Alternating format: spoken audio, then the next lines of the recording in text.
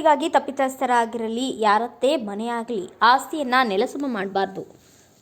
Bulldozer ಕಾರ್ಯಾಚರಣೆ ಸ್ವೀಕಾರಾರ್ಹವಲ್ಲ ಎಂದು ಸುಪ್ರೀಂ ಕೋರ್ಟ್ ಹೇಳಿದ್ದು, ಬುಲ್ಡೋಜರ್ ಕ್ರಮವನ್ನು ನಿಷೇಧಿಸಿ ಮಹತ್ವದ ತೀರ್ಪು ನೀಡಿದೆ. ಉತ್ತರ ಪ್ರದೇಶದ ಯೋಗಿ ಆದಿತ್ಯನಾಥ್ ನೇತೃತ್ವದ ಸರ್ಕಾರವನ್ನು ಮತ್ತೆ ತರಾಟೆಗೆ ತೆಗೆದುಕೊಂಡಿದೆ. ಬುಲ್ಡೋಜರ್ ನ್ಯಾಯ ಎಂಬ ಹೆಸರಿನಲ್ಲಿ ಉತ್ತರ ಪ್ರದೇಶ ಸರ್ಕಾರವು ಅಪರಾಧಿಗಳು, ಆರೋಪಿಗಳ ಮನೆ ಆಸ್ತಿಗಳನ್ನು ನೆಲಸಮಗೊಳಿಸುವ ಕಾರ್ಯಾಚರಣೆ ಆರಂಭಿಸಿತ್ತು. ಬಳಿಕ ಇದು ದೇಶದಾದ್ಯಂತ ಪಸರಿಸಿತ್ತು. ಬುಲ್ಡೋಜರ್ ಕ್ರಮದ ವಿರುದ್ಧ ಸುಪ್ರೀಂ ಕೋರ್ಟ್ನಲ್ಲಿ ಅರ್ಜಿಯೂ ಸಲ್ಲಿಕೆಯಾಗಿತ್ತು. ಈ ಹಿಂದೆ ಬುಲ್ಡೋಜರ್ ನ್ಯಾಯವನ್ನು ಅನುಮೋದಿಸಲಾಗುವುದು. ಯಾವುದೇ ಕಟ್ಟಡಗಳನ್ನು ಅಧಿಕಾರಿಗಳು ಕೆಡವಬೇಕೆಂದರೆ ನ್ಯಾಯಾಲಯದ ಅನುಮತಿ ಪಡೆಯಬೇಕು ಎಂದು ಸುಪ್ರೀಂ ಕೋರ್ಟ್ ಈ ಹಿಂದೆ ಮಧ್ಯಂತರ ಆದೇಶ ನೀಡಿತ್ತು. ಬುಧವಾರ ಅಂತಿಮ ಆದೇಶ ನೀಡಿರುವ ಸುಪ್ರೀಂ ಕೋರ್ಟ್ ನ್ಯಾಯಮೂರ್ತಿಗಳಾದ ಬಿ.ಆರ್. ಗವಾಯಿ ಮತ್ತು ಕೆ.ವಿ.